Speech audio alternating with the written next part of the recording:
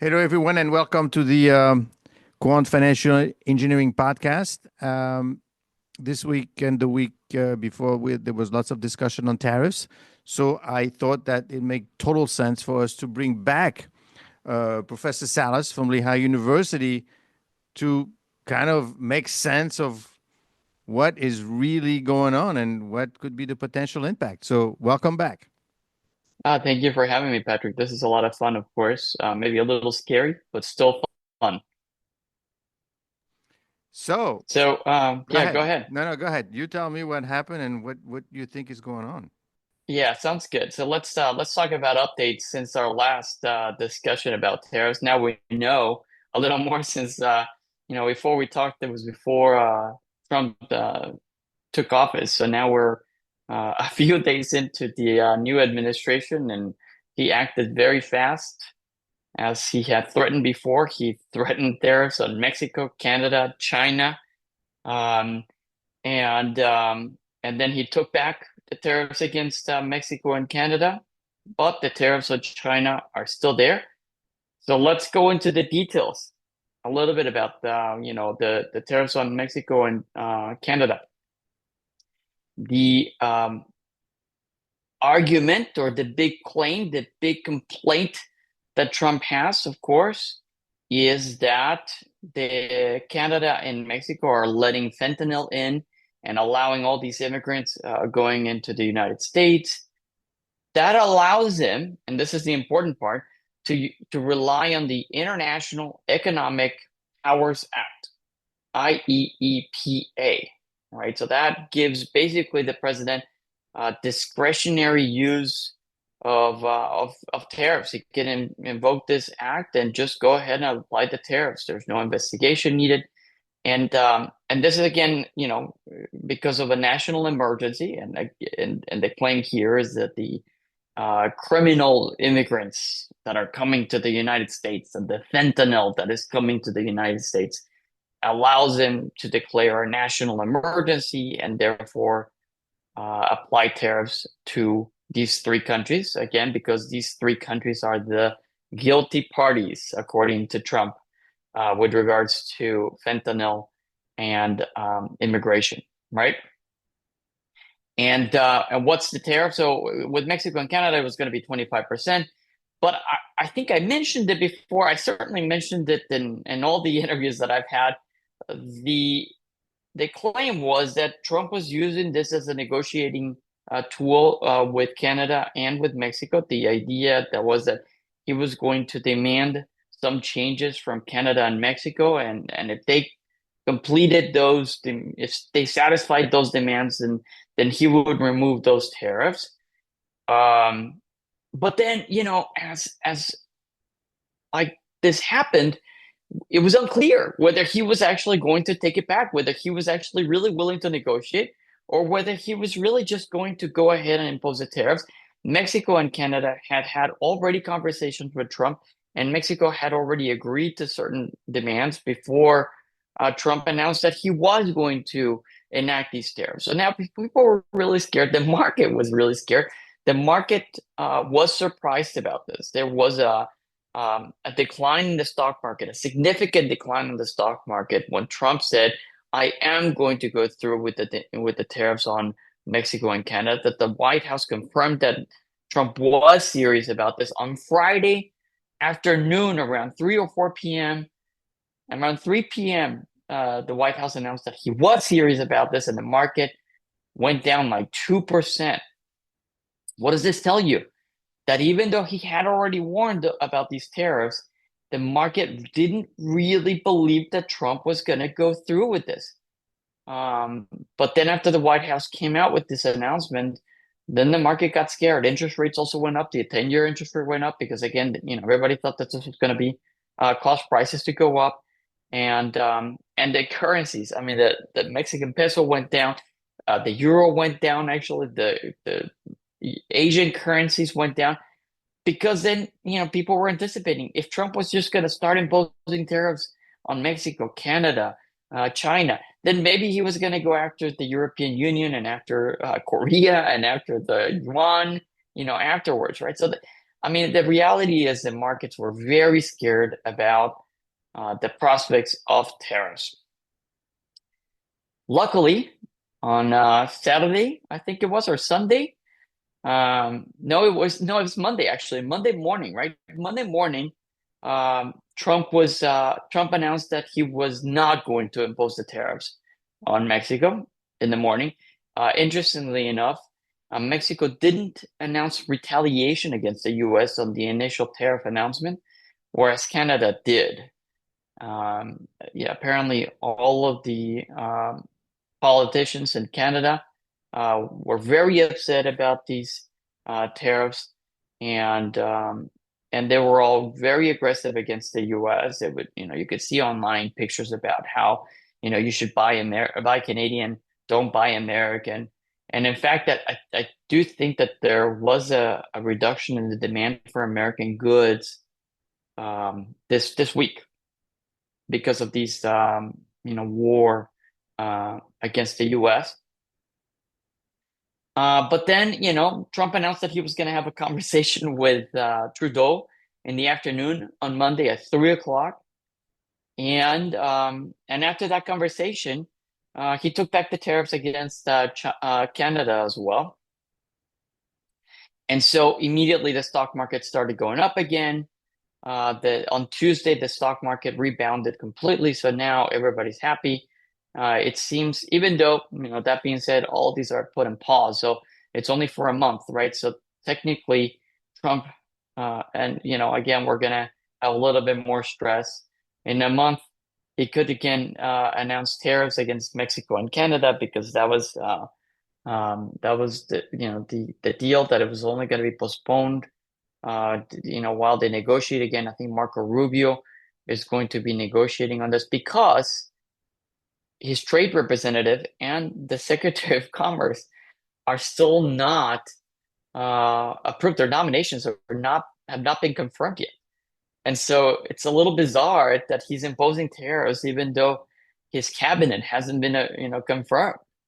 So that's I mean, the people involved with tariffs, the trade representative has not been confirmed. But I guess Trump is really in a hurry with all these things, and so that's why he just went ahead with this. The alternative explanation is that he really was never intending to put tariffs. He just wanted to scare the countries and make them agree to make changes. Something that's important related to this. Mexico agreed to put 10,000 troops on the border to slow down the traffic of fentanyl. These are like the equivalent of the National Guard. My opinion is that it's questionable that putting 10,000 people on the border is going to stop the trade of fentanyl that comes into the United States. According to the Mexican president, Trump agreed to look more carefully into the trafficking of arms that goes into Mexico, because the reality is the cartels get their weapons from the United States illegally, but nonetheless, there's a significant flow of weapons that just goes through the border into Mexico to the hands of the cartels, and the U.S. government doesn't really seem to be paying much attention to that. So Trump is saying that he will take that seriously. But again, that's done. Let's just say for now, for a month, we don't have to talk about that. Let's move to the China tariffs. That's 10%. But I think most significantly, and this is something that's really interesting, is that he is removing the minimis exemption on tariffs. I don't know if you know about this, but products under $800 that are moved, between countries receive often a de minimis exemption, which like like when the product is a really minimum, just a really small product. They're usually exempt from any tariffs. So this time around, though, Trump removed this exemption. And who is he targeting? He's targeting Temu and all these little companies that are trying to compete with Amazon in the US by sending really, really cheap products into the US. And it also, targets companies that are maybe not sending like huge shipments of goods to the United States, but rather small goods directly to the consumer, therefore avoiding any tariffs against China. of course, this was like very upsetting to Trump, and so he removed this little exemption for the de minimis um, products. And what this caused is it caused the USPS to freak out a little bit. They actually suspended um, shipping products from China to the United States because of this, because they were like, we don't know how to deal with these tariffs. But they soon reverted. So now the USPS is going to deal with those tariffs. They're going to work with the CBP, the Border Patrol, the agency for the United States, to um, to impose these tariffs as they should, I guess. The 10% tariffs on the goods, all goods. This is on all goods, in addition to the tariffs from beforehand. The last thing that's noteworthy here for US, Mexico, and China is that there are no exclusion requests. So no products are exempt from these tariffs. Now, if I was really selfish and really not humble, you could claim that perhaps he's not allowing any exclusions because of the research that I published, saying that exclusions were politicized and used to encourage more lobbying and political contributions. So maybe Trump was upset about the attention that that was receiving. But at the very least, he's not going to do any more exclusion requests, probably making it easier for the Secretary of Commerce and the U.S. Trade Representative because they don't have to deal with exclusion requests. And then another little interesting question that sometimes people may ask, is this going to mean that Apple products, are they going to be more expensive now, right? There's two reasons why this is a question, because in the first time around, when the U.S. imposed tariffs on China, Apple somehow got exclusions, and people thought maybe there was some corruption involved in the way that Apple got exclusions from the tariffs in the first time around. So maybe this time, since there are no exclusions, maybe these tariffs would apply to Apple. And the answer is that Apple, since 2018-19, has shifted a significant part of their operations to India. So it is very likely that now Apple is going to be shipping a lot more products from India to the United States instead of from China. At least the products that are coming to the United States, maybe they'll just direct them through India.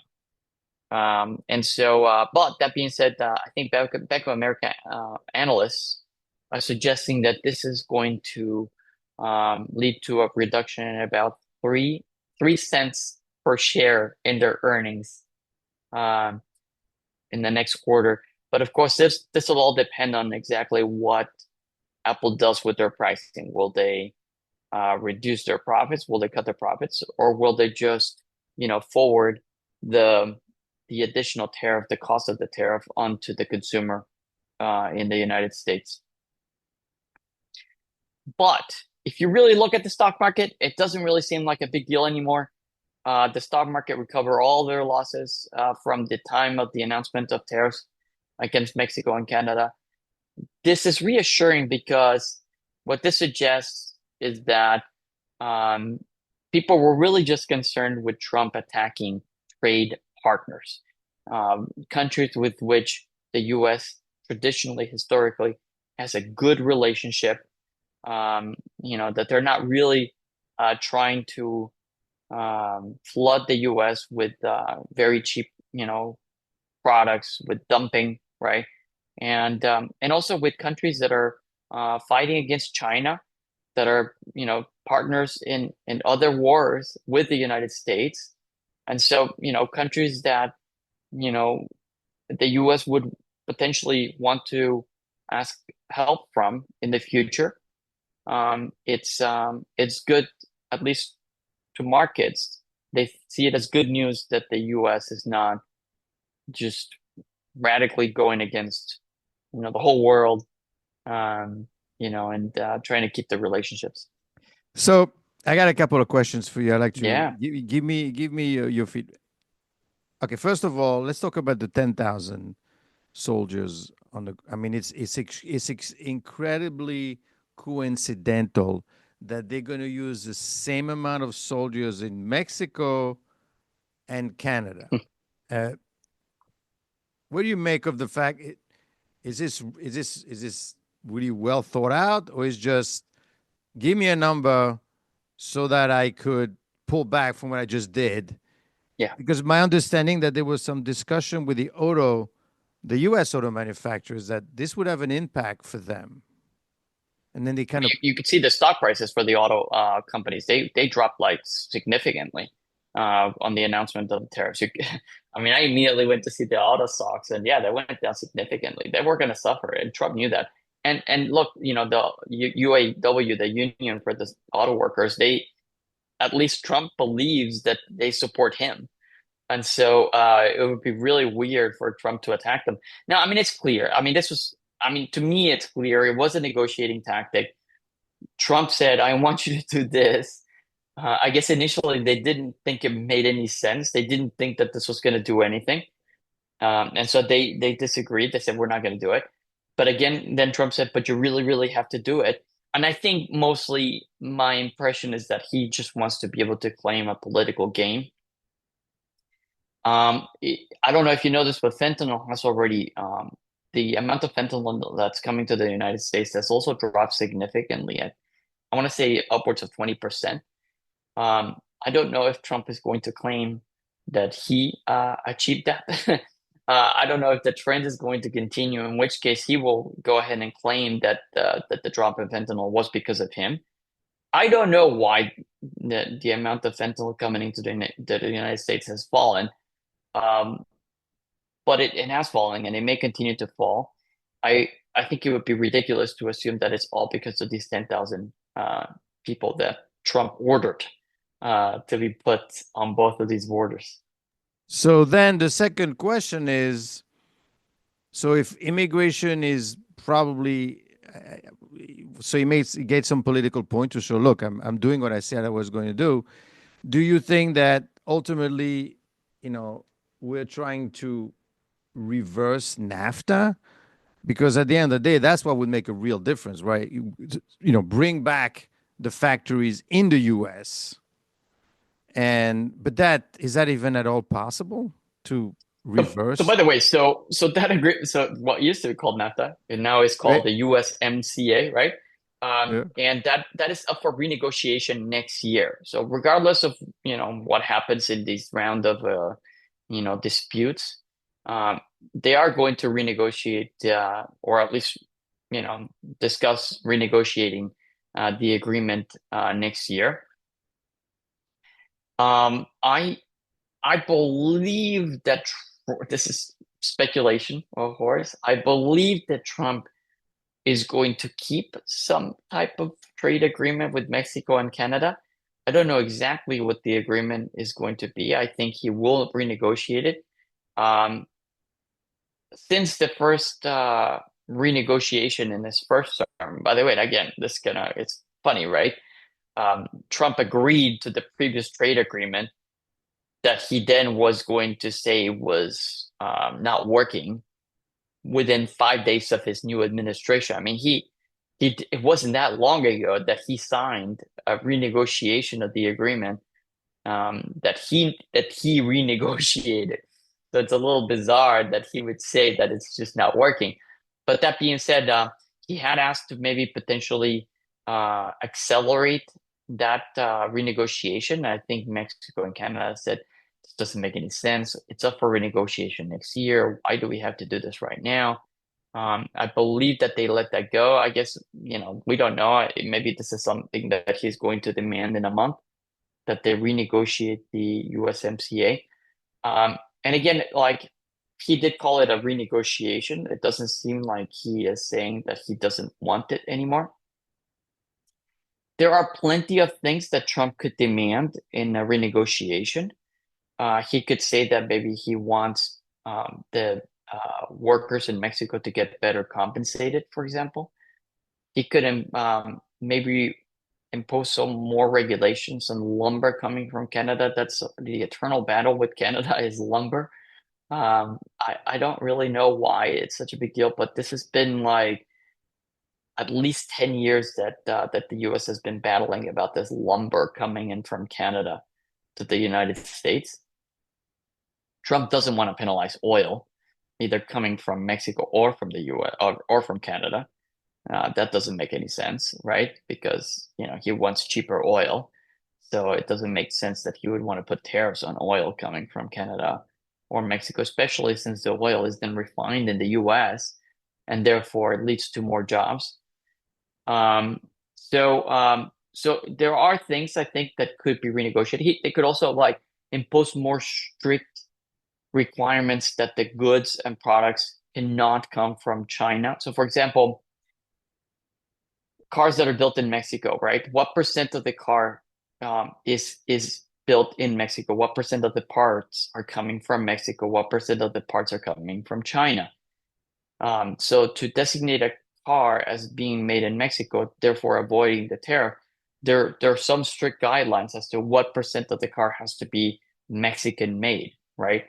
And so he could ask for more strict guidelines onto that to make sure that China is not trying to avoid the tariffs that they have, preventing goods from coming into the United States. They could just be redirecting them to Mexico and then going into the US that way, right?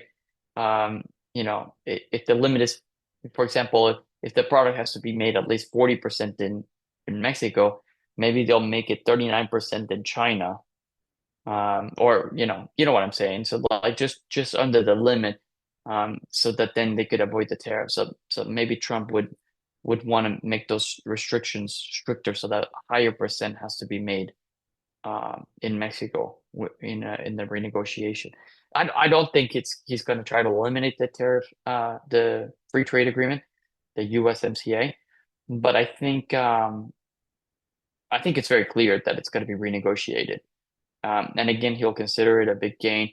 Um, Ultimately, his goal has been to bring more manufacturing to the U.S. and to reduce the number of imports that are coming from Mexico, for example. That didn't happen after after he renegotiated the USMCA.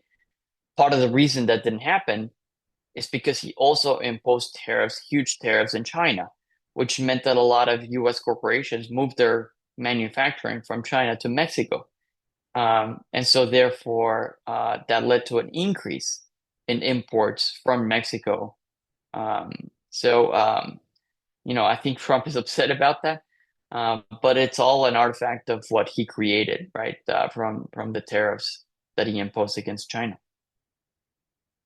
So, and speaking of China, my understanding is that we are, if you compare to 20 years ago, we are importing less and less and less from China. And in fact, quite frankly, we wouldn't get hurt that much as opposed to Mexico, which I think would have taken a 2% hit on their GDP if this whole thing would have gone through, versus Canada at 0.5%, which is much less. That's probably why Canada said, I'm going to fight back, right? Well, Mexico said, fine, whatever, we'll do whatever you want. Um, the idea, though, is that even if all this went through, yeah, the stock market was surprised and we got hit. But in terms of GDP, I was on a call yesterday, and from what I heard is that, yeah, I mean, it could potentially hurt the U.S., but the U.S. is doing so well. I mean, I don't know if you saw the numbers today, and the economy is doing just fine and it's growing. So yeah, I mean, we'll get hit with the tariffs, but then the economy is growing as well. But I guess my point here is, well, we're trifling with he's trying to gain points because he said he does what he said he was going to do. But you mentioned to me that it's starting to become unsettling with the people, like Canada, for example, to say, I'm not going to buy US anymore. And on a call yesterday with Apollo, basically, one thing that was mentioned is that also that, you know what, if you may not be weakened, but especially if you go after Europe, which is already weakened, if all your customers get weakened, all right, at some point, because I think we do 50% of business with the world, that is going to have an impact as you're. So what you're doing is short-term gain, yeah, but long-term losses because you're weakening everyone and you're really upsetting everyone to the point where they just, I don't want to buy US products. So that we don't know what the impact is going to be at some point of all these two items. And of course, with this happening, inflation, which would that's going to make the job of the Fed much more complicated, and these are much more complicated. So yes, okay, 10,000 soldiers and fentanyl is going down, and I think immigration is being slowed down a lot. But the long term impact is that I guess as people are not really sure how is that going to develop, right? They're not the other countries are not just sitting there. I mean, some of them are complaining, but then there's something deeper, right? Especially in Europe, they're saying, well, I mean, now since this is what's happening, and maybe we should be doing the same thing. And so it seems that it's reshuffling things around and weakening everyone, upsetting everyone. What is your view on something like that, like the global, like the bigger picture, right? They're not going to sit there letting the U.S. do what they want and get what they want, and they just get nothing out of it. It feels to me that there may be some, long-term consequences here. Yeah, I mean, I think a perfect example of this discussion is the Panama Canal situation, um, right? So, Trump was very upset. Um, he said a lot of things, but let's just say that one of the key issues is that a Hong Kong company controls one of the ports. Actually, they control both, I think, of both ends of the Panama Canal. And some people are saying that maybe this is part of the Belt and Road Initiative from China, that they're trying to, become more influential in the world, investing in a lot of infrastructure around the world, and having stronger relationships with partners all over the world. And countries are becoming more dependent on China.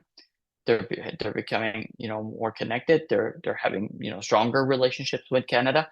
And oftentimes you hear that the U.S. government is concerned about the situation, right? Because especially the U.S. sees China as a partner as a country that is not a good partner, that is maybe destabilizing to the U.S.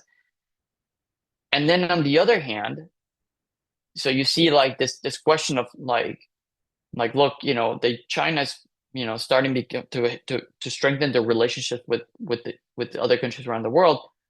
And these are countries with which the U.S. traditionally has had a good relationship. The U.S. aid organization, for example, donates money to a lot of countries around the world, and the idea is that, look, these donations build goodwill, and then if the U.S. was going to ask something from them, then these countries would in turn say, like, we agree the U.S. is a good partner. We have to be friendly to the U.S. But now the U.S. is saying they don't want that. They don't want to help, countries around the world, right? They don't want to help. They don't want to give them aid. They don't want to support them. The U.S. doesn't want to build infrastructure around the world. And so there's a little bit of a contradiction, right? So on the one hand, do you want China to continue building these relationships with these countries, or do you want to continue um, helping them out, right? So how do you prevent? I mean, if the U.S. is going to get out of this role of helping the world, of helping countries around the world, who's going to fill in that role? And is the U.S. happy with that outcome, right? If the U.S. wants to hurt every country in the world, is that going to be better for the U.S. in the long run? Or is that going to be worse for the US in the long run? And so it's like, on the one hand, the US understands that it's not good for China to be having such cozy relationships with all these countries around the world. On the other hand, the US is saying, I don't want to have a cozy relationship with countries around the world. And so it's like, well, something's got to give, right? Either you're going to allow these like countries around the world to partner against the United States, or are you going to understand that it is to the benefit of the United States to build partnerships around the United States? And I don't think the U.S. is there yet. I think Trump doesn't understand this, at least, or at least he's not publicly making these statements. Um, it doesn't seem that Trump is very happy with helping countries around the world. It doesn't seem that Trump wants to maintain this.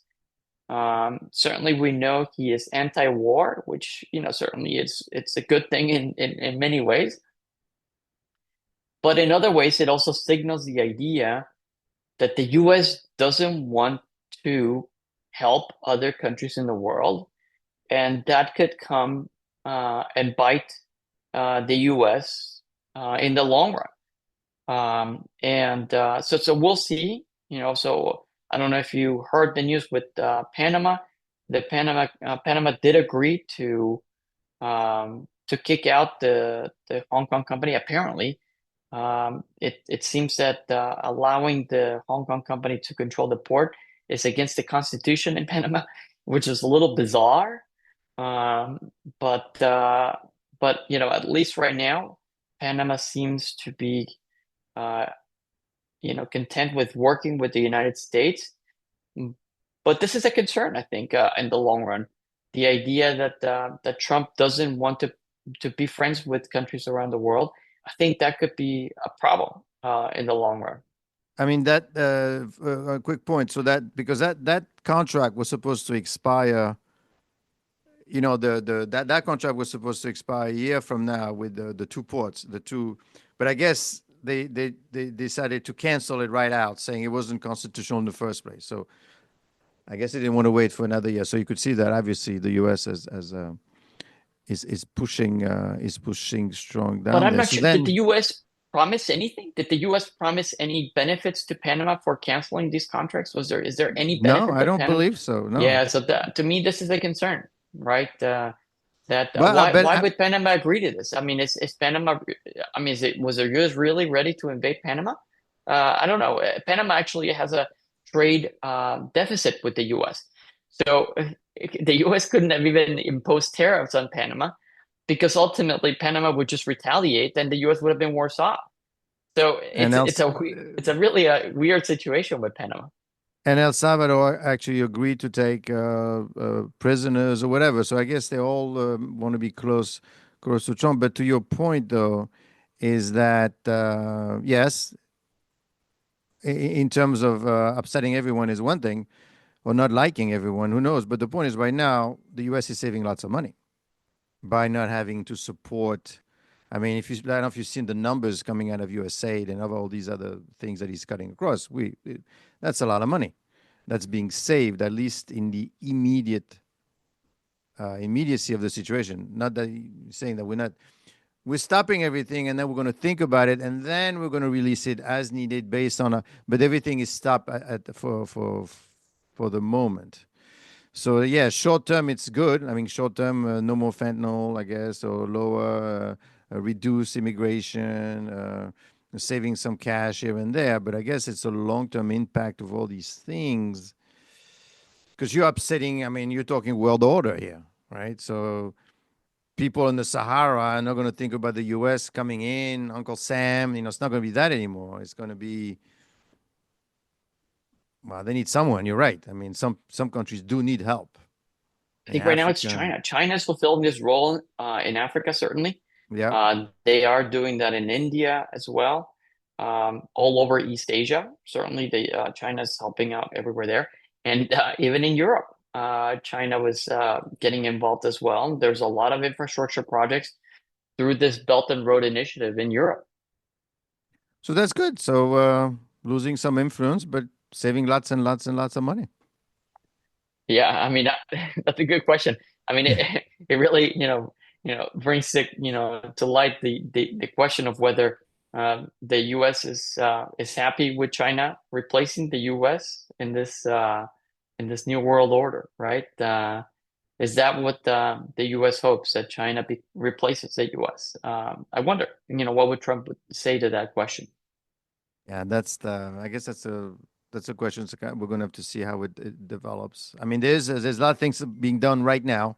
The point is, what is going to be the impact of these items in the future? Great. Any final thoughts or I think it's good to leave it here. I think, look, it's only been about a month yeah. of his presidency. Let's see what happens next. We're all going to be, holding on to our seats. Okay. Well, thank you very much for your time again for part two, and let's see what happened in part three of tariff talks. Yeah, Thanks sounds good. again. Thank you for having me. Bye. See you.